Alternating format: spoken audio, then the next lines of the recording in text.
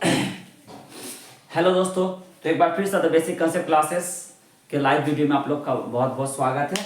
और अब हम लोग दो चर रैखिक समीकरण का जो दूसरा भाग है, जिसमें हम लोग पिछले भाग में दो चर रैखिक समीकरण के पिछले भाग में हम लोग इसका फंडामेंटल फैक्ट के बारे में जाने थे।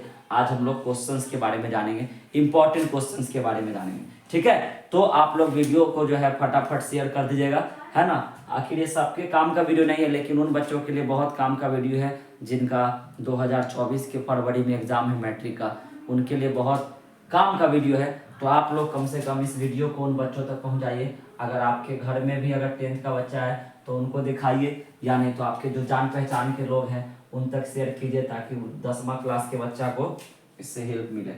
चलिए, तो दो चर वाले रैखिक समीकरण का सबसे पहला सवाल क्या है? एक रैखिक समीकरण का घात क्या होगा? एक रैखिक समीकरण, नाम ही लिखा हुआ एक रैखिक समीकरण। एक रैखिक का मतलब ही होता है वैसा समीकरण जिसका घात एक हो, है ना। जिसका घात एक होता है उसको एक रैखिक समीकरण कहते हैं, और जिसका घात दो होता है उसको हम लोग द्विघात समीकरण कहते हैं, और जिसका घात तीन होता है उसको हम लोग त्रिघात समीकरण कहते हैं। ठीक है, तो चूंकि ये एक रैखिक वाला समीकरण इसलिए इसका घात कितना होगा? एक होगा। तो पहला वाला क्वेश्चन का आंसर है एक, जो कि है ऑप्शन नंबर 3। ठीक है, अब दूसरा सवाल, पहला क्लियर हो गया। दूसरा सवाल है दो चर वाले जो एक्स वाई में रैखिक समीकरण है ax plus B Y plus C equal to 0 के कितने अधिकतम हल होंगे? देखिए, जब दो चर वाले रैखिक समीकरण के एक समीकरण दिए रहे, एगो समीकरण अगर दिया है, आप पूछे कि हलों की संख्या कितनी होगी, तो एकदम आसानी से बोल दीजिएगा अनंत। कितना?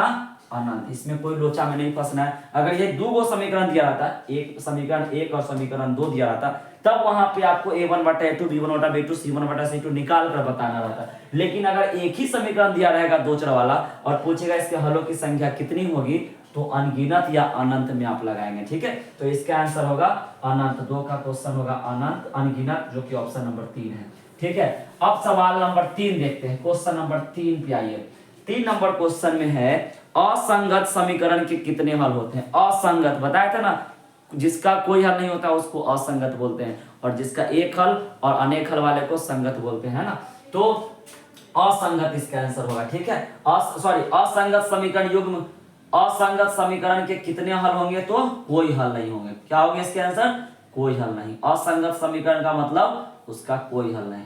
अब सवाल नंबर 4 पे आइए। 4 नंबर क्वेश्चन है असंगत समीकरण युग्म द्वारा निरूपित रेखाएं कैसी होगी? तो असंगत का मतलब जिसका कोई हल नहीं, और कोई हल नहीं का ग्राफ पे कैसा रेखा मिलता है बताए थे ना?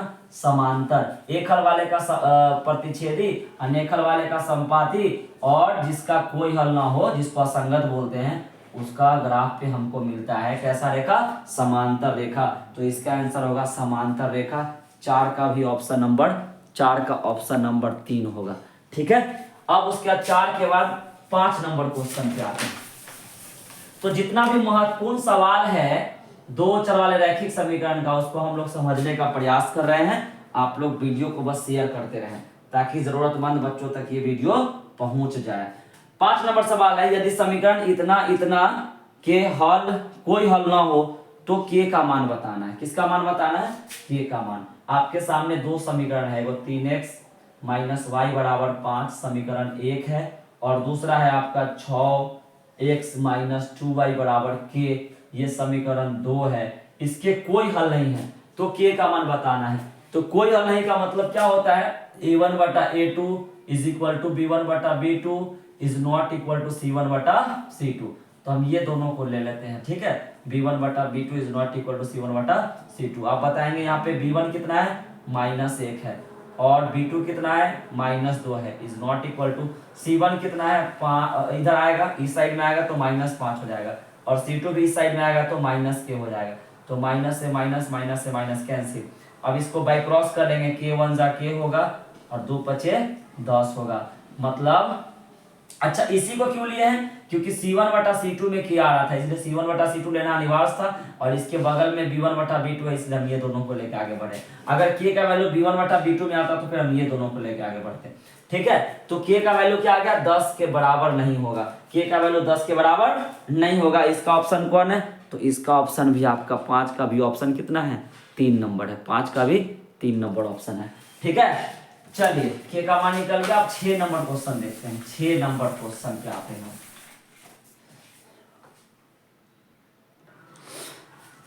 चलिए तो 6 नंबर सवाल क्या है, 3x प्लस के वाई बराबर 0 है और 2x प्लस 5y बराबर 20 है। यहाँ भी आपको k का वैल्यू निकालना है, लेकिन यहाँ पे बोल रहा है इसका अद्वितीय हल है। क्या है इसका?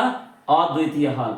तो अद्वितीय हल का मतलब बताया ना, जिसका केवल एक हल होता है उसको अद्वितीय बोलते हैं। तो केवल एक हल के लिए क्या शब्द बताया गया था, a1 बटा a2 is not equal to b1 बटा b2। ठीक है, वो चार्ट याद कर लीजिएगा। केवल एक हल के लिए या अद्वितीय हल के लिए या अविरोधी युग्म के लिए या जिसका ग्राफ पे प्रतिच्छेदी रेखा उसके लिए क्या शर्त है, a1 बटा a2 is not equal to b1 बटा b2। अब आप बताएंगे यहाँ पे a1 कितना है, 3 है, a2 कितना है, 2 है, इज नॉट इक्वल टू बीच में b1 बटा b2, b1 कितना है k और b2 कितना है 5। कैसे छांटते a1 b1 c1? तो पहला समीकरण का ये x के गुना वाला a1 है, y के गुना वाला b1 है, अचर पद c1 है। दूसरा जो समीकरण है उसमें ये x के गुना वाला a2 है, y के गुना वाला b2 होता है, और जो अचर पद उसको इधर लेके आते हैं तब वो हो जाता है c2।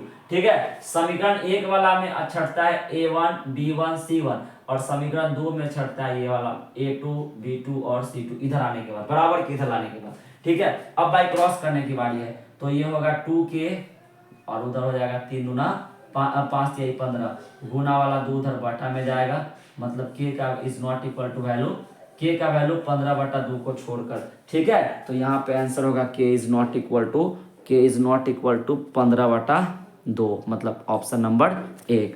ठीक है, ये था सवाल नंबर 6। तो हम आपको जो है वीडियो 3-4 पार्ट में बना के देंगे। ज्यादा लंबा वीडियो होने से बच्चा नहीं देख पाता है, इसलिए हम एक पार्ट में 7-8 मिनट का वीडियो ही रखने का कोशिश करेंगे। चलिए क्वेश्चन नंबर 7 अब देखते हैं। 7 नंबर में क्या है कि x बराबर a है, y बराबर b है और समीकरण x minus Y equal to 2 और x plus Y equal to 4।